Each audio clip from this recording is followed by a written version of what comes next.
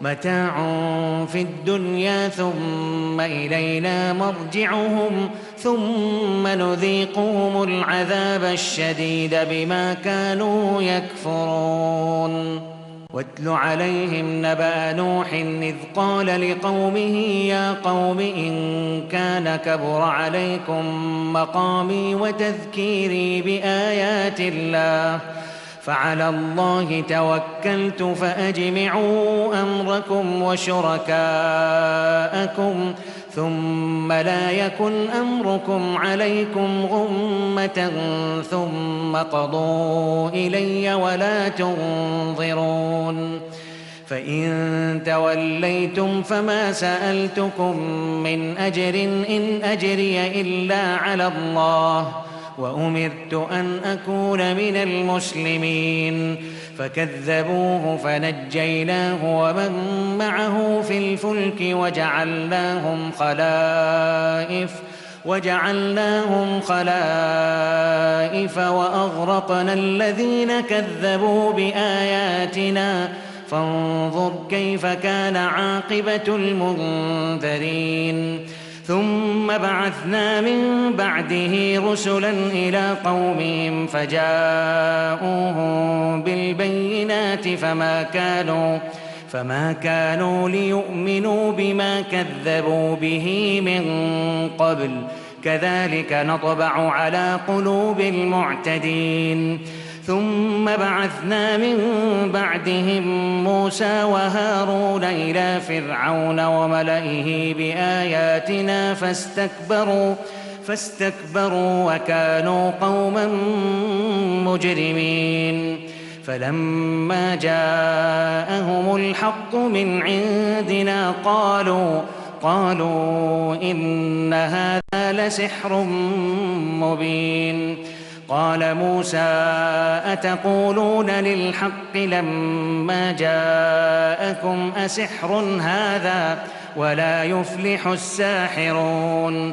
قالوا أجئتنا لتلفتنا عما وجدنا عليه آباءنا وتكون لكما الكبرياء في الأرض وما نحن لكما بمؤمنين. وقال فرعون ائتوني بكل ساحر عليم. فلما جاء السحرة قال لهم موسى ألقوا ما أنتم ملقون. فلما ألقوا قال موسى ما جئتم به السحر إن الله سيبطله إن الله لا يصلح عمل المفسدين ويحق الله الحق بكلماته ولو كره المجرمون. فما آمن لموسى إلا ذرية من قومه على خوف من فرعون وملئهم أن يفتنهم وإن فرعون لعال في الأرض وإنه لمن المسرفين. وقال موسى يا قوم إن كنتم آمنتم بالله فعليه توكلوا إن كنتم مسلمين. فقالوا على الله توكلنا ربنا لا تجعلنا فتنة للقوم الظالمين ونجنا برحمتك من القوم الكافرين.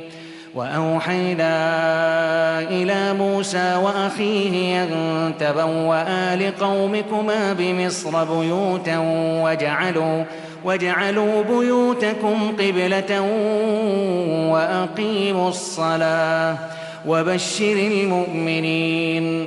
وقال موسى ربنا إنك آتيت فرعون وملأه زينة وأموالا في الحياة الدنيا ربنا ليضلوا عن سبيلك ربنا اطمس على أموالهم واشدد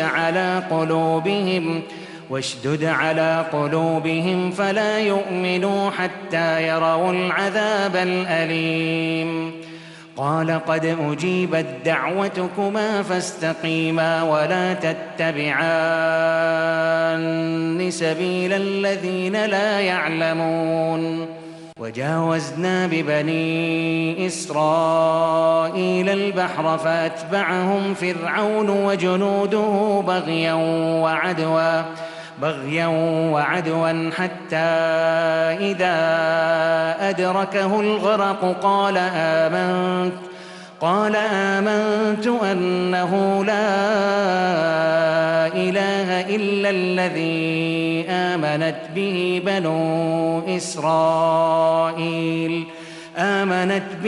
بنو إسرائيل وأنا من المسلمين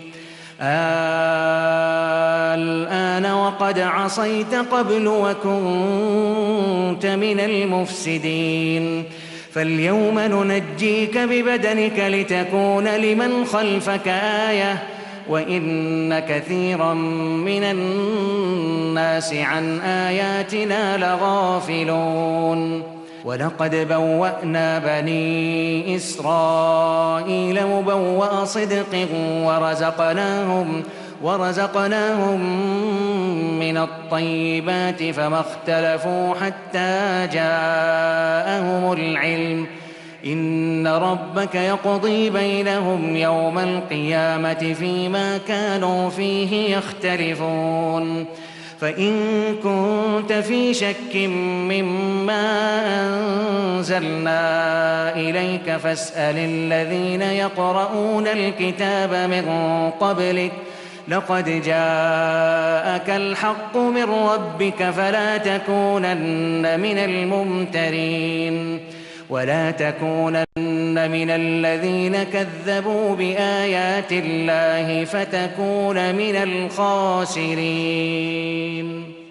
إن الذين حقت عليهم كلمة ربك لا يؤمنون ولو جاءتهم كل آية حتى يروا العذاب الأليم فلولا كانت قرية آمنت فنفعها إيمانها إلا قوم يونس لما آمنوا كشفنا عنهم عذاب الخزي في الحياة الدنيا ومتعناهم إلى حين ولو شاء ربك لآمن من في الأرض كلهم جميعا أفأنت تكره الناس حتى يكونوا مؤمنين وما كان لنفس أن تؤمن إلا بإذن الله ويجعل الرجس على الذين لا يعقلون قل انظروا ماذا في السماوات والأرض وما تغني الآيات والنذر عن قوم لا يؤمنون فهل ينتظرون إلا مثل أيام الذين خلوا من قبلهم قل فانتظروا إني معكم من المنتظرين ثم ننجي رسلنا والذين آمنوا كذلك حقا علينا ننجي المؤمنين قل يا أيها الناس إن كنتم في شك من ديني فلا أعبد الذين تعبدون من دون الله ولكن أعبد الله الذي يتوفاكم وأمرت أن أكون من المؤمنين وأن أقم وجهك للدين حنيفا ولا تكونن من المشركين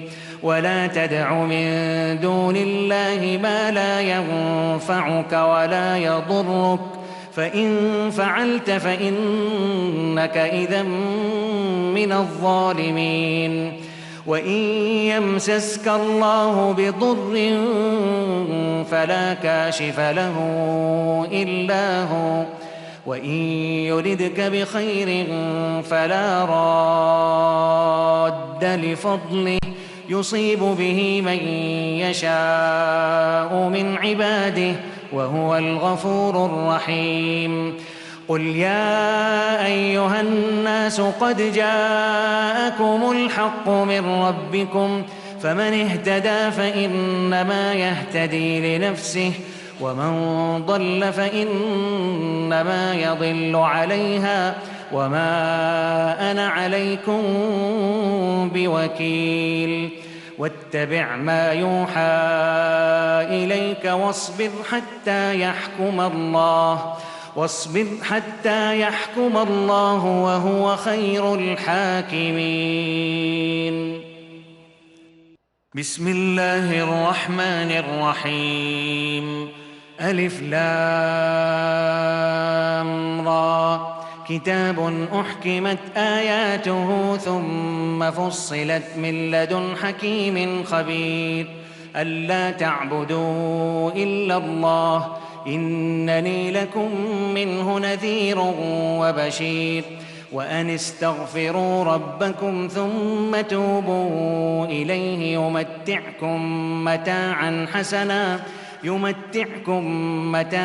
حسنا إلى أجل مسمى ويؤت كل ذي فضل فضله وإن تولوا فإني أخاف عليكم عذاب يوم كبير.